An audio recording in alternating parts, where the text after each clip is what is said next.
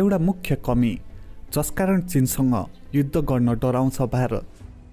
भारत र चीनबीच लद्दाखमा चलिरहेको सीमा विवाद हिंसक भिडन्तमा परिणत भएपछि युद्ध चर्किने आशंका गरिएको छ। तर परिस्थितिलाई मत्थर पार्न वार्ताहरू भइरहेकै छन्।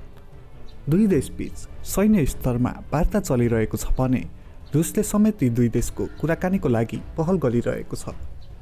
त्यसो त भारतसँग वार्ता गर्नुको विकल्प पनि छैन, किनभने भारतीय सैन्य बल र हात हतियार चीनको तुलनामा निकै कमजोर छ। गलवानमा भएको भिडन्तमा भारतका 20 सैनिक मारिए। चीनतर्फ कुनै हताहती नभएको र 5 जना सैनिक घाइते भएको बताइएको छ, तर आधिकारिक विवरण चाहिँ यो होइन। त्यसो त दुई देशबीच भएका सीमा सम्बन्धी विभिन्न सम्झौता अनुसार वास्तविक नियन्त्रण रेखाको 2 किलोमिटर क्षेत्रमा गोली चलाउन निषेध गरिएको छ।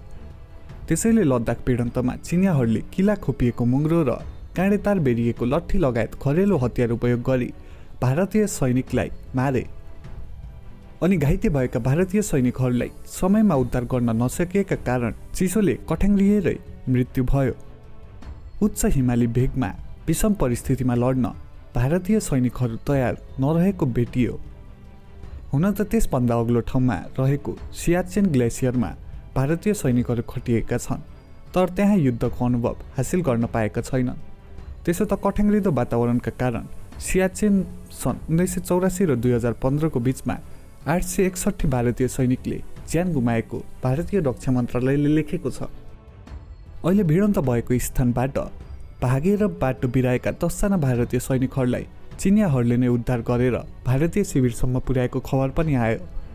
यस्ता किसिमका कार्यले तनाव मत्थर पार्नमा योगदान गर्छन् अनि दुवै देशका शीर्ष नेताहरूले वार्तामै जोड दिइरहेका छन्। त्यसैले युद्ध नचर्कने आशा गर्न सकिन्छ। भविष्यमा भने यी दुई देशबीच युद्ध हुन सक्ने सम्भावनालाई खारेज गर्न मिल्दैन। यी दुवै आणविक शक्ति सम्पन्न राष्ट्र पनि हुन्। भारतसँग 150 वटा न्युक्लियर वारेड छन्। वारेड भनेको विस्फोटक पदार्थ अर्थात् आणविक बम हो, जसले क्षेप्यास्त्र वा रकेट मार्फत शत्रुको भूमिमा विस्फोट गराइन्छ। चीनसँग चाहिँ यस्ता वारेड 320 वटा छन्, अर्थात् भारतको भन्दा दोब्बर नै। फेरि चीनका वारेडहरू शत्रु देशका प्रमुख सहरहरूमा अत्याधिक क्षति हुने गरी विस्फोट गराउने क्षमता राख्छन्। त्यसभन्दा पनि महत्त्वपूर्ण तथ्य चाहिँ चीनलाई भारतका कुन कुन सैन्य अड्डामा आणविक हतियार राखिएको छ भन्ने स्पष्ट थाहा छ। त्यसैले भारतले क्षेप्यास्त्र प्रहार गर्नु अघि नै चीनले ती अड्डामाथि आक्रमण गर्न सक्छ। सैन्य भाषामा यसलाई प्रिएम्प्टिभ स्ट्राइक भनिन्छ। भारतबाट वारेडहरू प्रहार गरिएर आकाशमा पुगे भने चीनको एयर डिफेन्सले तिनलाई बीचबाटोमै आकाशबाट खसाइदिन पनि सक्छ। अर्थात् चीनको क्षेप्यास्त्र प्रतिरोधी प्रणाली पनि चुस्त छ। भारतले आफ्नो यही कमजोरी अनुभव गरेर रुससँग सन् 2018 मा S-400 नामक क्षेप्यास्त्र प्रतिरोधी प्रणाली किन्नको लागि सम्झौता गरिसकेको छ। यस प्रणाली जडान गरिएको ठाउँबाट 400 किलोमिटरको दूरीसम्म आएका जुनसुकै क्षेप्यास्त्रलाई पनि आकाशमै विस्फोट गराउन सकिन्छ। तर यो प्रणालीमा एकैपटक डेलिभर गर्न मिल्दैन। 5 किस्तामा गरी पाटपुर्जा डेलिभर हुन सन् 2025 सम्म लाग्न सक्छ। त्यस अवधिसम्म भारतले आफै क्षेप्यास्त्र प्रहार गर्ने हिम्मतै गर्न सक्दैन, किनकि शत्रु देशबाट जवाबी कारबाही भएमा ऊ सुरक्षित हुने कुरै छैन। त्यसो त भारतबाट हुन सक्ने आक्रमणको आकलन गर्दै चीनले पनि S-400 क्षेप्यास्त्र प्रतिरोध प्रणाली रुससँग किनिसकेको छ। अमेरिकाले सुरु गरेको मिसाइल टेक्नोलोजी कन्ट्रोल रेजिम भन्ने समूहमा रहेका मुलुकहरूले मात्र एक अर्काले S-400 प्रणाली बेच्न पाउने बाध्यता छ। चीनुक्त समूहको सदस्य होइन, तैपनि उसले रुससँग त्यसको खरिद गरिसकेको छ। अर्थात् उसलाई S-400 को नालीबेली सबै थाहा छ। हतियारविदहरूका अनुसार S-400 लाई झुक्क्याउन सकिन्छ र यो अमेरिकाले दक्षिण कोरियामा राखेको थाट प्रणाली जस्तो भरपर्दो छैन। त्यसैले S-400 किने पनि भारतलाई त्यसले खासै फाइदा पुग्ने सङ्केत देखिँदैन। अनि युद्धमा प्रतिरक्षा प्रणाली बलियो भएर मात्र पुग्दैन, आक्रमण त्यसभन्दा बलियो गर्न सक्नुपर्छ। हतियार प्रक्षेपणको सवालमा चीनसँग भारतको भन्दा बढी विकल्प छन्। उसका बमवर्षक विमान र पनडुब्बीहरू भारतको भन्दा बढी सङ्ख्यामा र अत्याधुनिक पनि छन्। चीनसँग 75 वटा अन्तर्महादेशीय क्षेप्यास्त्रहरू सिलोमा छन्। सिलो भन्नाले सिलिन्डरको आकारमा रहेको भूमिगत संरचना हो जसमा अन्तर्महादेशीय क्षेप्यास्त्र राखिएका हुन्छ। चीनले 2 महिना अघि इन्नर मङ्गोलियामा राखिएको यी क्षेप्यास्त्रहरूको तस्बिर चुहाएको थियो र पछि तिनलाई लुकाएको थियो। भारत र अमेरिकालाई तर्साउनको लागि उसले यो गरेको विश्लेषकहरूको भनाइ छ। चीनमा रहेको DF-41 नामक अन्तर्महादेशीय क्षेप्यास्त्रको दायरा 12,000 देखि 15,000 किलोमिटरसम्म छ। चीनिया भूमिबाट प्रहार गरेको उक्त क्षेप्यास्त्र अमेरिकासम्म पनि पुग्न सक्छ। त्यसमा 10 वटा बेग्ला बेग्लै आणविक वारेडहरू राख्न मिल्छ। त्यसले पुर्याउने क्षति त अकल्पनीय छ। भारतसँग पनि 60 वटा अन्तर्महादेशीय क्षेप्यास्त्र छन्। उससँग चिनिया मुख्य भूमिमा पुग्न सक्ने अन्तर्महादेशीय क्षेप्यास्त्र अग्नि 4 र अग्नि 5 पनि छन्। उसले 2 वर्ष अघि परीक्षण गरेको अग्नि 5 को दायरा 5,000 किलोमिटर छ। त्यसमा 1 टनभन्दा भारी आणविक वारेड राख्न मिल्छ। त्यससँग चीनको मुख्य भूमिसँग पुग्ने क्षमता भए पनि चीनको मिसाइल इन्टरसेप्सन प्रणालीले त्यसलाई आकाशमा विस्फोट गराइदिने क्षमता राख्छ। यसरी हेर्दा चीनसँग भारतको कुनै पनि भागमा क्षेप्यास्त्र प्रहार गर्न सक्ने क्षमता छ। अनि भारतसँग प्रभावकारी क्षेप्यास्त्र प्रतिरक्षा प्रणाली पनि छैन। भारतले अर्को अप्ठ्यारो भनेको चीनको सर्वकालीन मित्र पाकिस्तानसँग पनि आणविक हतियार छ। यस कमजोरीका कारण भारतले आफ्नो क्षेप्यास्त्र राखिएको अड्डालाई चीन र पाकिस्तानले आक्रमण गर्नु अघि नै क्षेप्यास्त्र प्रहार गर्नुपर्ने हुन्छ र त्यसो गरियो भने चीनले भयङ्कर प्रतिकार गर्ने क्षमता पनि राख्छ। युद्धको यस्तो परिस्थिति निर्माण भयो भने चीन र भारतको बीचमा रहेको नेपाललाई पनि नकारात्मक असर पर्नु स्वाभाविक छ।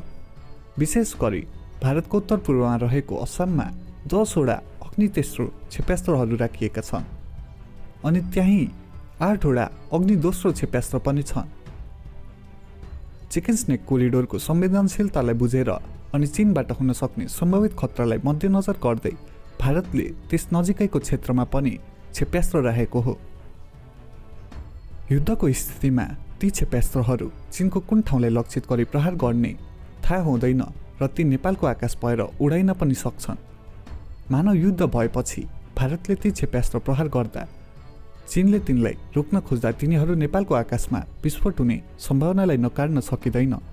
त्यस्तो स्थिति आएमा नेपालका विभिन्न भागमा अकल्पनीय क्षति पुग्नेछ। त्यसैले आणविक शक्ति सम्पन्न 2 मुलुकबीच युद्ध नहोस् भन्ने कामना नेपालले गर्नु बाहेक अन्य विकल्प छैन। त्यसो त भारतले अहिलेको अवस्थामा चीनभन्दा कमजोर स्थितिमा रहेकाले युद्धको लागि उद्धत देखिँदैन, तर भविष्यमा उसले अत्याधुनिक हतियार प्राप्त गरेमा उसको आत्मविश्वास बढेर ऊ युद्धका लागि तयार हुन पनि सक्छ। युद्धले हिमालय क्षेत्रको भू राजनीतिमा आमूल परिवर्तन ल्याइदिन सक्छ। शक्तिशाली र समृद्ध नेपालको नवनिर्माणका लागि सचेत नेपाली महाअभियान। आदरणीय दिदीबहिनी तथा दाजुभाइहरू नमस्कार। म पुण्य प्रसाद प्रसाई। पेशाले म लेखक, प्रकाशक र उद्यमी। जे विशेषण भए पनि म तपाईहरू जस्तै यो देशलाई हृदयदेखि नै माया गर्ने एउटा देशभक्त नेपाली हुँ। नेपालको अस्तित्व खतरामा परेको यस घडीमा देशभक्तिको भावना नेपाली जनजनमा पुर्याउनु अति नै आवश्यक ठानेर हामीले म सचेत नेपाली नामक महाअभियान सुरु गरेका छौँ र यसको संयोजकमा साथीहरूले मलाई तोक्नु भएको छ। यस महाअभियानको उद्देश्य भ्रष्ट र देशद्रोही लेन्डुपेहरूलाई नाङ्गे झार बनाउने मात्र होइन, राष्ट्रिय गौरवका आयोजना छिटो पूरा गर्न यो सरकारलाई दबाब दिनु र नेपाली स्वार्थसँग सम्बन्धित कुनै पनि घटनालाई ठिक ढङ्गले प्रस्तुत गरेर जनतालाई सचेत र चनाखो हुन प्रेरित गर्नुका साथै विश्वका कुना कुनामा पुगेर संसारको समृद्धि देखेका जनताको यति त नेपालमा हामी पनि गर्न सक्छौँ, नेपाल भन्दा सुन्दर त मलाई संसारमा कहीँ लागेन भन्ने जुन भावना छ त्यसलाई मूर्त रूप दिन र उहाँहरूलाई आफ्नो मातृभूमि फर्केर परिवारसँगै बसेर केही गर्न सक्ने उद्यमी हुन प्रेरणा दिनुका साथै नेपाल र नेपालीलाई माया गर्ने सकारात्मक सोच भएका मनहरूलाई गोलबद्ध गरेर नेपालको निर्माण गर्न यहाँको व्यथिति, विसङ्गति, भ्रष्टाचार र राष्ट्रद्रोही दलाल लेन्डुपे विरुद्ध लड्न एउटा विश्वसनीय, भरपर्दो र सशक्त आवाज निर्माण गर्नु हो, जुन आवाज सुन्न यो लम्पसारवादी सरकार पनि बाध्य बनोस्। हामीलाई यो देशका भ्रष्ट र लेन्डुपे नेता, भ्रष्ट र दलाल कर्मचारी टाठा बाठा बनेर विदेशीको पैसा खाएर परे देशै बेच्न पनि पछि नपर्ने विदेशी जासुसहरूले धेरै भ्रममा पारे। अब सचेत बनौं र अरूलाई पनि सचेत गराउँ। यो सचेत नेपाली महाअभियानको उद्देश्य सानो र सुन्दर नेपाल मात्र होइन, विशाल, शक्तिशाली र समृद्ध नेपालको नवनिर्माण हो। यसका लागि तपाईँ पनि भन्नुहोस् म सचेत नेपाली। र यदि हामीसँग हातमा हात र आवाजमा आवाज मिलाएर यो देशको नवनिर्माणको यो महाअभियानमा सक्रिय बन्न चाहनुहुन्छ भने हामीसँग जोडिनुहोस्। यसका लागि कमेन्टमा म सचेत नेपाली लेखेर आफ्नो इमेल आइडी लेख्नुहोला। साथै हाम्रो ट्विटर ह्यान्डल म सचेत नेपालीलाई फलो गर्नुहुन र म सचेत नेपाली नामको फेसबुक पेज लाइक गर्नुहुन पनि हार्दिक अनुरोध गर्दछु। आउनुहोस् मिलेर नेपालको नवनिर्माण गरौँ। एकै स्वरमा भनौँ म सचेत नेपाली, मेरो देश म आफै बनाउँछु। म आफ्नो प्यारो मातृभूमि नेपाल र नेपाली जनताको सेवामा मन, वचन र कर्मले समर्पित रहनेछु। देश र जनतालाई कहिल्यै धोका दिने छैन र धोका दिने गद्दारहरूलाई म छोड्ने पनि छैन। धन्यवाद।